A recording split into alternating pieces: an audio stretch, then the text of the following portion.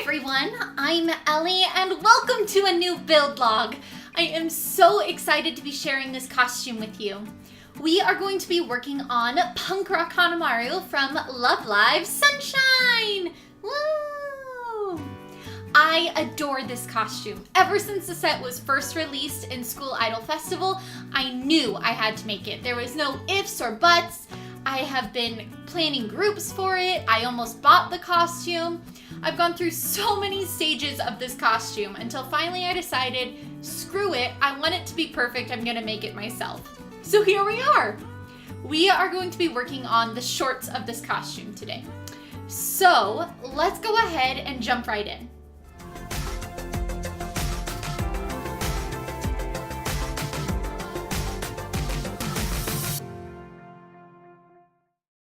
Alright, so before we begin actually working on this costume, I want to give a quick shout out to my Ko-fi supporters who helped support this costume. We have Kristen N, Mina Smalls, Allison, and Ashton Passion. So I really want to thank you guys so much. It means the world to me that you like what I do enough to support me. So thank you. Alright, so like I said, we are working on Punk Rock Hanamaru today. This is the first part of this build log, so let's go ahead and break down the costume. Hanamaru's punk rock outfit has a lot going on. She has boots with a really cool feather detail and socks that have garters holding them up.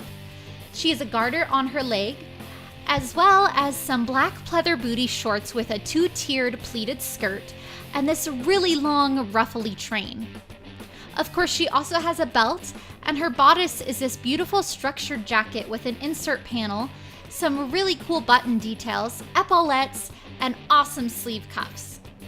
Of course, she also has gloves, arm warmers with cuffs on them, an armband with some really cool dangly jewelry, a choker, a hat, as well as one black wing and a really rockin' microphone.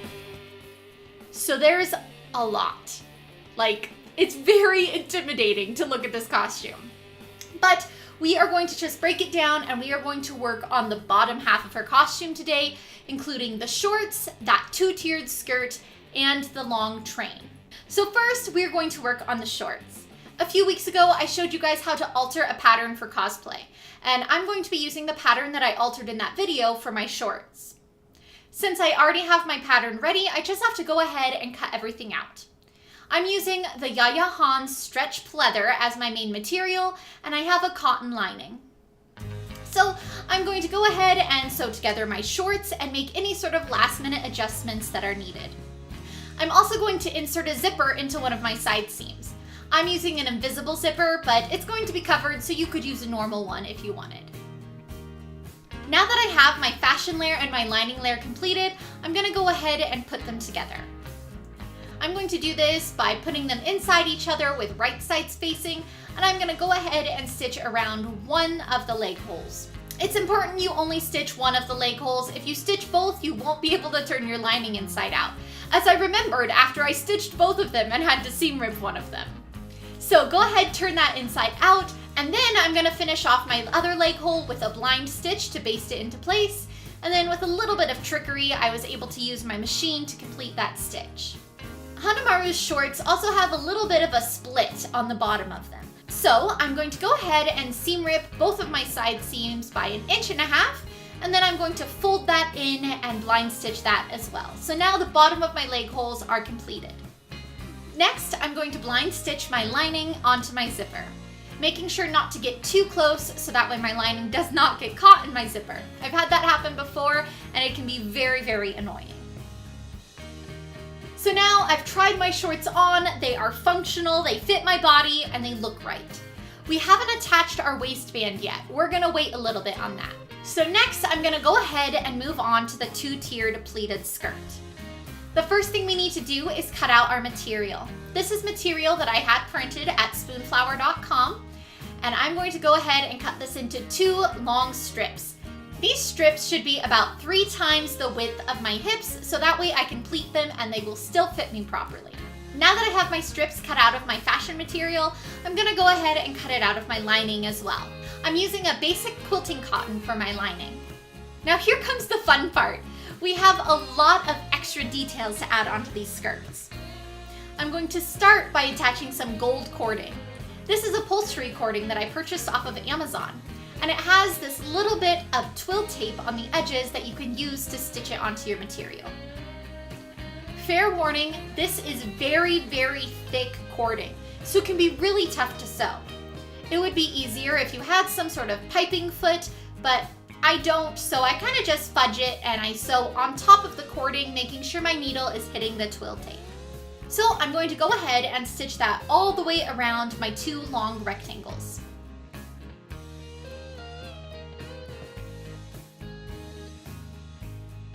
Once that's attached, I flip it inside out to make sure it looks right, and once I'm happy with it, we're going to go ahead and attach some horsehair. I'm using acrylic horsehair braid in this hem to give it a little bit of extra poof and floof and make it so it stands out from my body as I'm wearing it. I'm attaching my horsehair with a basting stitch all the way along the bottom hem of my skirts, and I'm going to be attaching this directly to the twill tape and my fashion material. This way, once I fold that twill tape over, the horsehair will go with it and it'll stand upright along my material. Alright, so now we get to line these pieces. I'm going to go ahead and pin my quilting cotton very carefully all the way around all of my edges, making sure that my gold cording is inside and my horsehair is outside, since I want my horsehair to be hidden inside my lining. I'm going to pin all the way around and then stitch that down. Again, this can be pretty tricky since that cording is very thick and hard to sew with. But if you have a lot of patience, it'll work out. Once that's sewn together, I'm going to go ahead and flip it right side out. And now we have our skirts. Let's go ahead and iron those to make sure everything is pressed properly and it looks great. And now that all of our layers are even, I'm going to baste both of our skirt layers together into one big skirt piece. Now I'm going to go ahead and measure around the top of my shorts to see how long I need the skirt to be once it's pleated. That comes out to about 33 inches. So I'm going to tape my tape measurer onto my table, so now I will have a consistent guide to see how long my skirt should be. At this point, we're now able to experiment with pleating. I tried a few different variations of box pleats and gathers and pressing and not pressing until I found something that I liked. I ended up going with 2-inch box pleats all the way around my skirt. This is just enough pleating that it's really wavy at the bottom, but not too much to where the horsehair doesn't know what it's doing anymore. I also decided that I'm not going to press my pleats. Pressing them made them way too angular and not ruffly enough. But instead, I am going to use a steamer to make sure my pleats stay in place. Once I have my pleats pinned, I'm going to go ahead and baste those together, and thankfully it all stayed in place and looks exactly the way it should, so we can move on to attaching them to our shorts. In order to attach this skirt to our shorts, we're going to have to use my invisible zipper method that I talked about a few weeks ago. This way we can have our skirt overlap and it will hide our zipper, and we will be able to have it open at the front just like it does in the illustration. So I'm going to pin my skirt onto my shorts all the way around, and I'm going to baste that on, making sure to stop basting once I get to the zipper so that way I don't accidentally close off my zipper. Again, once that's basted in place, we're gonna try it on and make sure it looks right. And thankfully, it does! Yay! Next, we get to move on to the long train. This is something that I draped a while ago and already had the basic shape ready. It's a bit of a mismatch, elongated circle skirt, if you want. Really, it's just a long waterfall train. So I'm gonna go ahead and cut this out of my material. Here I made a bit of an oopsie and I cut 2 of my pieces going the same way. Which means instead of having the right side of my spoonflower fabric out on both sides, one side is going to have the lighter side. Which kind of sucks, but if you look at the illustration very carefully, you'll see that some of the pattern is lighter when you're looking at that train. So I'm hoping that just means that it's printed on one side and not the other, and you can kind of see the pattern, but not really. That's what I'm going with. Once I had those pieces cut out, I went ahead and hung them up for the night to make sure that they stretched out and I didn't have any wonkiness in my hem. Once they stretched out, I went ahead and laid them on the ground and pinned them on top of each other as carefully as possible, making sure not to stretch anything and that there were no wibbles or wobbles in my fabric. And once that was pinned in place, I went ahead and stitched all the way around. With that stitched, I went ahead and turned it inside out and was very happy with the way it looked. So now I'm gonna go ahead and pleat the top of it. I did this pleating on my dress form just to make sure that I liked the way that it looked. Again, I'm going to baste that shut, and now I can attach the lace that goes along the hem of this train. Thankfully, I was able to find a lace that was all in one piece. So I was able to simply hand stitch the lace all the way from one end to the other. Every once in a while, I would stitch through all the layers, making sure to also catch the horsehair braid so it held everything together. Once that was basted on, I'm gonna go ahead by hand and very carefully go over each and every loop to make sure that they aren't flipping and flopping and falling off of my skirt. It'll look a lot nicer this way. It's going to be a very clean finish. And with that finished, we're gonna go ahead and attach our train onto our short skirt combo. I had to do a little bit of guesswork to figure out where I wanted this. In the various illustrations of these outfits, it always looks different. It never looks exactly the same. So it took a bit of playing around to figure it out. Once our train was attached, we can move on to our belt loops. To make our belt loops, I'm using a pattern that was included in the base pattern that I altered for this costume. Belt loops aren't necessarily tricky, but they do take a bit of patience. You start with a long rectangle of your material, and you fold that in half so both of the edges are in the center. And then you again fold that in half and stitch along that edge. Now that's pretty simple, but Hanamaru's belt loops also have some gold trim on the edges. So I took my gold pleather, attached that to both edges of my belt loops, folded it over, and then stitched in the ditch to make it stay. After that, I was able to cut my belt loops into pieces, add on some studs, and attach them to my short skirt combo. So we're almost ready to attach our waistband, but first I want to make sure that we have our garter ready so it can attach to our shorts. Hanamaru has a garter on one of her legs, and rather than having that be a separate piece that I might worry about losing, I'm going to attach it directly onto my shorts. This way it's always there and I don't ever lose it, and it'll also stay in place. And I won't put it on the wrong leg. Anyway, this garter is pretty simple. It's made with 2 tubes of our black pleather material, and then a little bit of our spoonflower fabric that I added some gold piping into the hem of, and lined, and then I did a nice little box pleat. This is a very simple frilly thing. After that, I went ahead and added some studs as well. These studs just give a little bit of texture and make this look ultra realistic. Now we can go ahead and attach that to our shorts. Go ahead and baste that in along the waistline. Okay, so now we can actually attach our waistband. I'm going to start with our fashion waistband. This is made out of the same pleather as our shorts. I'm going to start my waistband on the layer that does not have the skirt attached.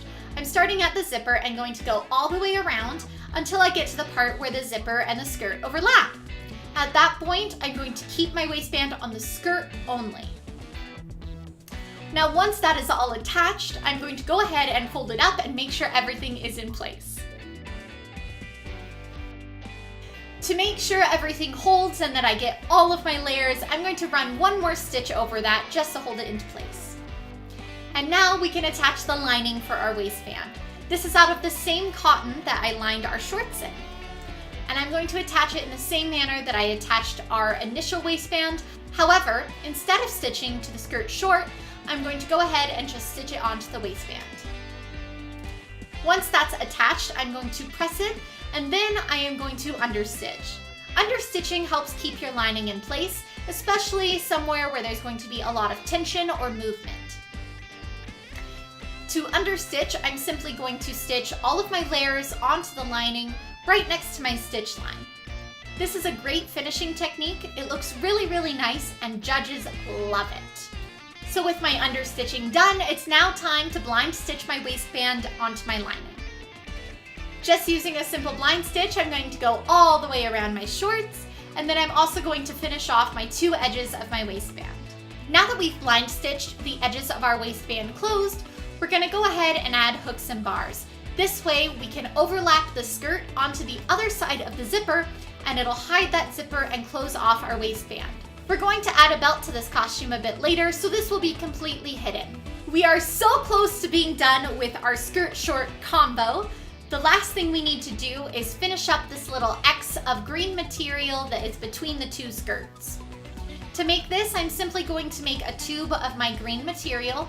This is kind of a satin material. And then I'm going to stitch that to one side of my skirt. On the other side, I'm going to blind stitch the tubes closed, and then I'm going to add hooks and eyes. These hooks and eyes make it so I can still open the skirt all the way and get the shorts on really easily. And now I do want to add a bit of a bustle to our train, so that way I'm not walking all over it all day. So I simply add a hook midway down my train and an eye to the back of my shorts, and I can hook that on and off whenever I want to. And of course we have a few studs to add, but other than that, our shorts are done. So I know that seems like a lot of information. There's a lot of stuff going on there. But if you break each layer down individually, it's not that bad. We have shorts, a skirt, and a train. That's about it. The worst thing is that they're all connected to the same waistband. That just makes it a little bit confusing. But I promise, it's not that bad. Let me know if you have any questions about how I constructed this. I know there was a lot going on and I kind of had to speed through things in order to fit it all in one video, but I hope that was helpful for you. As always, you guys, thanks so much for tuning in. Another big shout out to my Ko-fi supporters, and I will see you in the next video. Next time, we're going to be tackling Hanamaru's bodice, and I'm really excited to show you how I make it. So, I will see you then. Until next time, keep sewing, stay positive, and have fun. I'll see you later. Bye!